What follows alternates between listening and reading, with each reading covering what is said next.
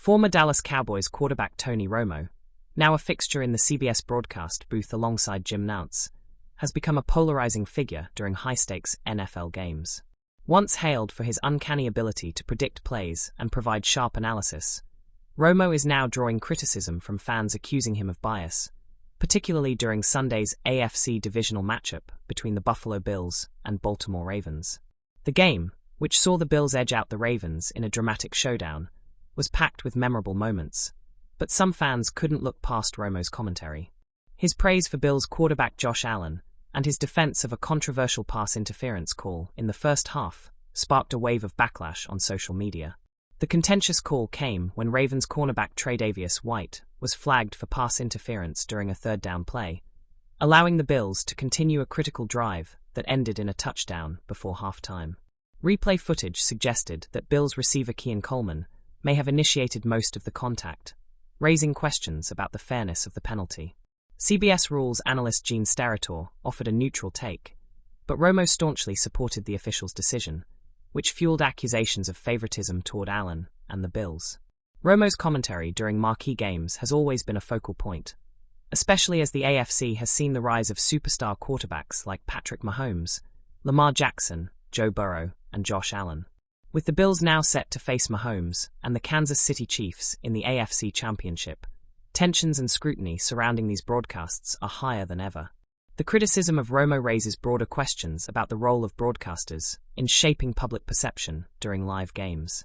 As a former quarterback, Romo brings a player's perspective, but his willingness to defend controversial calls or heap praise on certain players often draws the ire of fans who feel he should remain neutral. Could this be a case of genuine bias, or is Romo simply doing his job by offering his unfiltered opinions? Some argue that his extensive presence in high-profile games makes him an easy target for disgruntled fans. Controversial moments are inevitable in the NFL, and a broadcaster's reaction, whether in agreement with the officials or not, can become a lightning rod for criticism.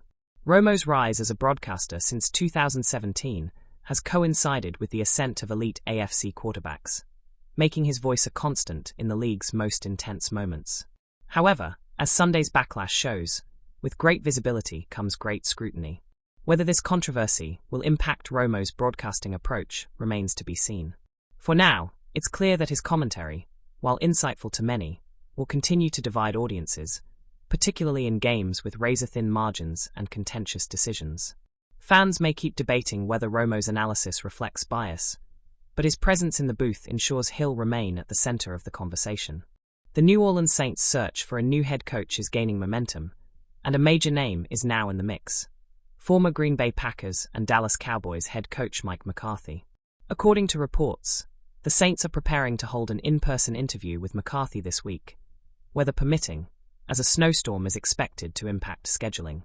McCarthy, a Super Bowl-winning coach with the Packers and a veteran of the NFL sidelines, is looking for his third head coaching opportunity. His resume, which includes a 125-77-2 record with Green Bay and a 49-35 stint with Dallas, makes him one of the most accomplished candidates available this cycle.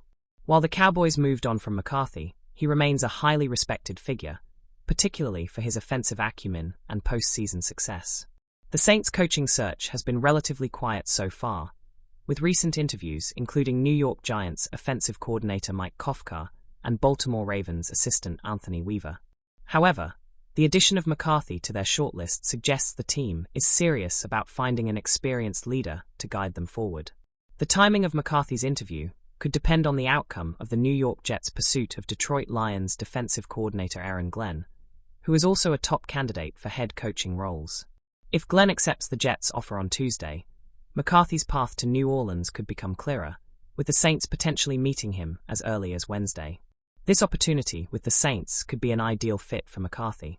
The team is in need of stability and vision after recent struggles, and McCarthy's history of developing quarterbacks and creating high-powered offenses could align well with their aspirations.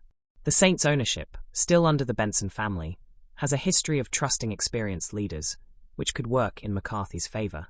While McCarthy was previously linked to the Chicago Bears, their decision to hire offensive coordinator Ben Johnson has shifted the focus squarely onto New Orleans as McCarthy's most likely destination. His ties to the NFC, combined with his ability to adapt and rebuild teams, could make him the perfect candidate to revitalize the Saints program. Speculation is already swirling about how McCarthy might reshape the Saints if hired. Could he bring in a fresh offensive coordinator to spark the team's offense? Will his experience managing quarterbacks help unlock the full potential of the Saints roster? These are just a few of the questions fans are asking as McCarthy emerges as a serious contender. Stay tuned as the Saints continue their search, with Mike McCarthy's potential hire shaping up to be one of the most intriguing coaching moves of this NFL offseason. The Dallas Cowboys' search for their next head coach has been a roller coaster of speculation and debate, but recent developments have added fuel to the fire. The Chicago Bears' decision to hire Detroit Lions offensive coordinator Ben Johnson as their head coach has left many Cowboys fans frustrated and questioning the team's approach. Johnson, widely regarded as one of the top candidates in this year's coaching cycle, was never contacted by the Cowboys, a decision that has sparked outrage among the fan base. The Bears moved quickly to secure Johnson, finalizing the hire just days after the Lions' postseason exit. Their decision reportedly came down to two finalists, Johnson and former Cowboys head coach Mike McCarthy. With McCarthy now linked to other opportunities, the Bears' swift move shows a level of decisiveness that many Cowboys fans feel is lacking in Dallas. For the Cowboys, however, the focus has been elsewhere. Candidates like Kellen Moore, Deion Sanders, Jason Witten, and Brian Schottenheimer have taken center stage in their search. The team has also interviewed Leslie Frazier and Robert Saleh, adding diversity to their pool of candidates. Yet, Johnson's absence from this list has become a glaring point of contention. Critics argue that Johnson, who played a significant role in transforming Detroit's offense into one of the league's most dynamic units, should have been at least considered for the Cowboys' job.